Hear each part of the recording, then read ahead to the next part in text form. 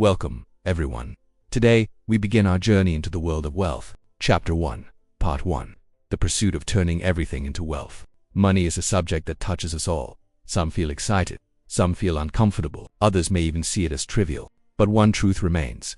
Money is a force that shapes our lives and our society. In this chapter, we will explore the foundation of wealth. It begins with the way we think. Our mindset about money decides how we earn it, how we use it, and how we keep it. So now, let us open our minds. Let us discover, together. Money is often regarded as a sensitive subject, for it evokes diverse thoughts and emotions within each individual. Some people feel inspired and enthusiastic when speaking about it, as money is what most aspire to acquire in abundance. Others, however, shy away from the topic, believing it to be overly materialistic and a trigger for human greed. There are those who dismiss it as something trivial and unworthy of discussion, while some view it as a burden of material existence that entangles people in endless calculations, depriving them of genuine happiness. In truth, all of these perspectives are valid in their own way, shaped by the distinct circumstances and life experiences of each person. Different experiences with money inevitably lead to different beliefs and attitudes toward it. Yet, one fact must be acknowledged. Money is an indispensable instrument of life. It advances the progress of society, supports civilization, enables us to fulfill our plans, and brings our aspirations into reality. Nevertheless, this holds true only when money is employed with proper purpose and discernment. When misused, money may instead corrupt moral values, erode character, and bring about grave consequences. This raises a fundamental question: why? When money is essentially a medium of exchange, do individuals possess such different experiences, viewpoints, and abilities in managing it?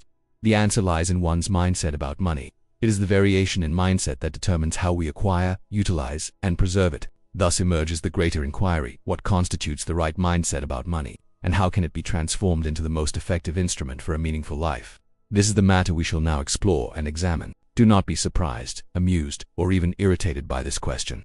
The truth is, many of us, despite being adults who work hard every single day to earn a living, still do not truly understand money, and often hold misconceptions about its very nature. The evidence is clear. Most of us are being controlled by money. We labor tirelessly, 8 hours a day or more, just to have enough to sustain our lives, to satisfy our personal needs, and to provide for our families. At times, we sacrifice countless things simply to acquire it. Yet, when we finally manage to accumulate a large sum, we often fail to manage it wisely. Inevitably, the money slips away, and once again, we find ourselves chasing after it. This cycle repeats endlessly, and because of it, we rarely experience true satisfaction, let alone genuine happiness from money itself. First, let us understand money in the simplest and clearest way through its very definition. Money is a universal equivalent with the highest degree of liquidity, used to exchange goods and services, and widely accepted by society, meaning people are always willing to use it. It is typically issued and guaranteed in value by the state. Money is a tool. It is a representation of material value.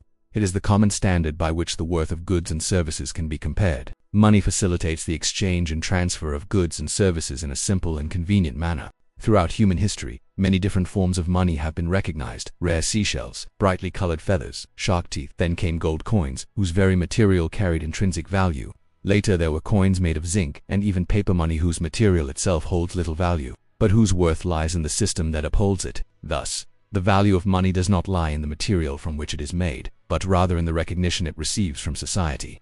A currency that holds great value in one country may, when taken to another, become virtually worthless and difficult to circulate. Attitude toward money. When we understand money as a universal equivalent, we realize that it serves to transform the value of products and services we possess but no longer need, into those we need but do not yet have, thereby fulfilling our personal desires. Thus, whether we perceive money as noble, useful, and good or vile, base, and trivial depends entirely on the qualities we attribute to it. Based on the actions and intentions of those who create and use it, the very same amount of money may be deemed precious when it is earned through sweat and honest labor. Yet, if that money comes from unlawful or immoral acts, it becomes tainted and debased. This attitude is what determines not only how you generate money, but also the amount of wealth you are ultimately able to hold. Money, like all material things in the universe, is inherently neutral. It is neither good nor evil. Its moral character depends solely on the meaning assigned to it by those who wield it. Yet, money also carries with it an invisible energy. It is forged from sweat, effort, intellect, and labor, sometimes even from blood, tears, and the deepest hopes and desires of human beings. For that reason, our attitude toward money profoundly influences our ability to attract and preserve it. There is a folktale that illustrates this truth. A young man who had inherited great wealth from his parents found success in business. One day on his way home, he encountered a poor boy selling lottery tickets. Feeling pity, he purchased one. To his surprise, that very ticket won the grand prize. When he held the prize money in his hands, arrogance swelled within him. In a moment of pride, he flung the stack of money into the air and laughed. "I do not lack money. What use is this to me?" He then sat, amused, watching others scramble to collect the notes scattered on the ground. Strangely, not long after, his business began to falter. Misfortune followed misfortune, until at last he lost everything. Crushed by debt and hardship, he spent the rest of his life in poverty, never recovering from the fate he had so carelessly invited upon himself. There are countless other stories that warn of the consequences of belittling money and disregarding the value of labor. They remind us to maintain a positive, respectful attitude toward money, even the smallest of coins. Thus, my best advice is this: treasure the material values created by human effort, time, and intellect.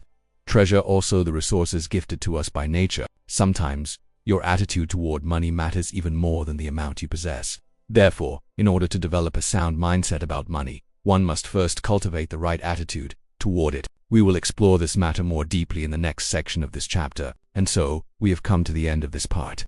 Money itself is neither good nor evil. It is our attitude and the way we use it that defines its true value. But the story of money does not end here.